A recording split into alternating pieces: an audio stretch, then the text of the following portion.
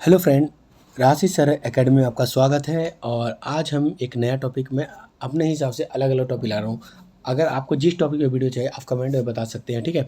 तो आज हमारा बहुत इंपॉर्टेंट टॉपिक है ब्रॉन ब्रेनर्स बायो इकोलॉजिकल थ्योरी। ठीक, बायो इकोलॉजिकल थ्योरी, ठीक है। किसने दिया है? तो ब्रॉन फैन ब्रेनर्स ने। आपको ये ध्यान रखना है, ठीक है। बायो इकोलॉजिकल थ्योरी, ठीक है। स्टार्टिंग में क्या किया इन्होंने, क्या किया कि हेरिडिटी को सम्मिलित नहीं करते हैं, ठीक है।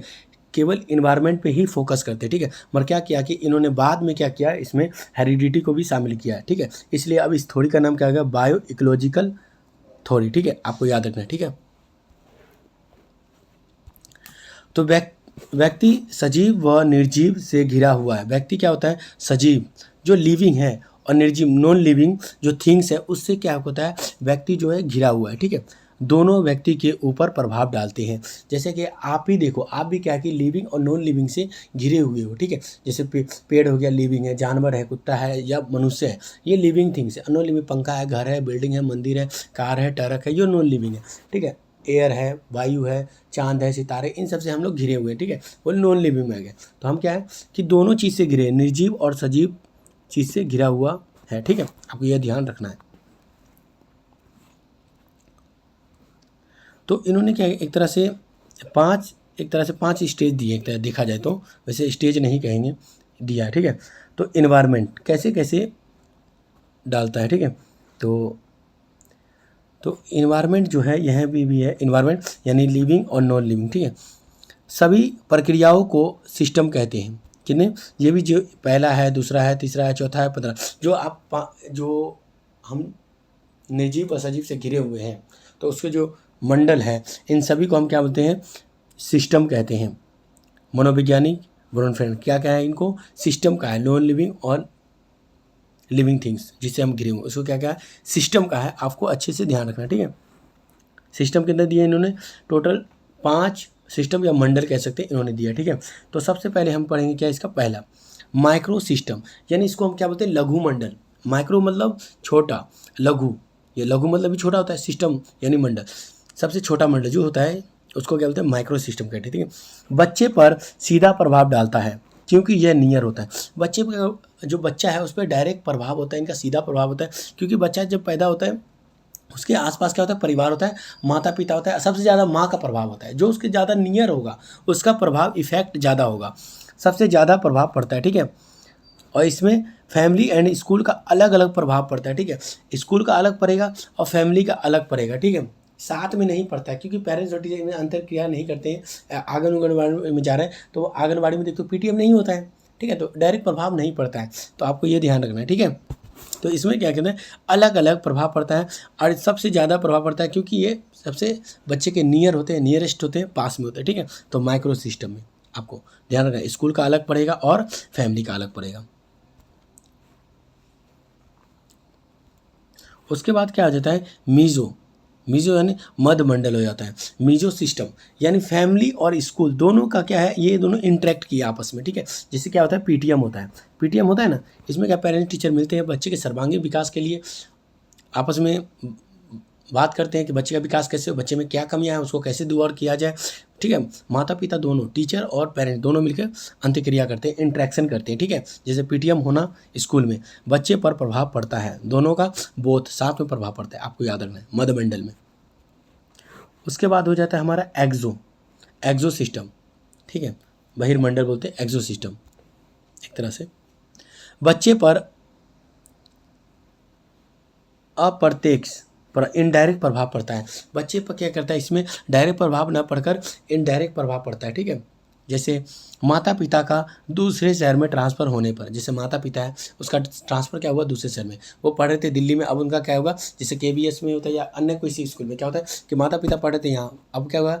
या माता पिता का ट्रांसफ़र हो गया या टीचर का ट्रांसफ़र हो गया, ठीक है, वो अन्य जगह चले जाते हैं, या उनकी मृत्यु हो गई, या अध्यापक की ही मृत्यु हो गई, आदि का ट्रांसफ़र हो जाए, जब भी बच्चे पर क्या होता है? इनडायरेक्ट प्रभाव पड़ता है। क्या पड़ता है? इनडायरेक्ट। माता पिता कहीं चले गए, बच्चे के साथ स्कूल मतलब पढ़ाई बाधित होगा, साथ में क्या टीचर कहीं चले गए, या टीचर की मृत्यु या माता में से या पिता की किसी की मृत्यु हो जाती है, तो बच्चे पर क्या होता है? इनडायरेक्ट प्रभाव पड़ता है। डायरेक्ट नहीं पढ़ रहा, इनडायरेक्ट तो पढ़ रहा है ना। हाँ, अब क्या हो गया, मैक्रो सिस्टम, दीर्घ मंडल। क्या ये मैक्रो सिस्टम मतलब दीर्घ मंडल, जब किसी चीज़ का बड़े समूह यानी बड़े जनसमूह पर प्रभाव पड़े, जैसे कि मीडिया का जो व्यक्ति देख रहा है, उसी चैनल को बहुत लोग देख रहे हैं, ठीक है, तो उसका प्रभाव बड़े समूह यानी ज़्यादा लोगों पर पड़ेगा। यानी कोई चैनल आप देख रहे हैं, कोई मूवी देख रहे हैं, कोई भी चित्र देख रहे हैं या कोई चीज़ देख रहे हैं, ठीक है, तो उसका ये प्रॉपर आप ही देख रहे हैं, उसको बहुत सारे लोग देख रहे हैं उस समय, ठीक है, तो क्या है कि जन समूह, इसलिए क्या मीडिया उडिया क्या बोलते हैं, जन माध्यम कहते हैं, ठीक है। उसके बाद क्या होता है कि इनका डायरेक्ट पूरे पे प्रभाव पड़ता है, ठीक है, आपको ये ध्यान रखना है, पूरे जनसमूह को प्रभावित करता है। इससे क्या होता है, माइक्रोसमूह, किसी एक को ना करके बहुत लोगों को प्रभावित करना, उसे हम क्या बोलते हैं, दीर्घ मंडल कहते हैं। आपको अच्छे से याद रखना है। उसके बाद में क्या, क्रोनो सिस्टम यानी समय के अनुसार पड़ने वाला प्रभाव, जो टाइम है उसके अनुसार पड़ने वाले प्रभाव को हम क्या होते हैं, क्रोनो सिस्टम कहते हैं। और ये कुल कितना हो गया, टोटल 5, ये आखिरी है, ठीक है। इसमें क्या है कि नोट कर लेना है, आपको ध्यान रखना है, 1 से 5 की तरफ हम जा सकते हैं, ठीक है, 1 से 5 के उधर है, 5 से हम 1 की तरफ नहीं आ सकते, 1 से 5 की तरफ जाते हैं, ठीक है, चलने पर प्रभाव कम हो जाता है।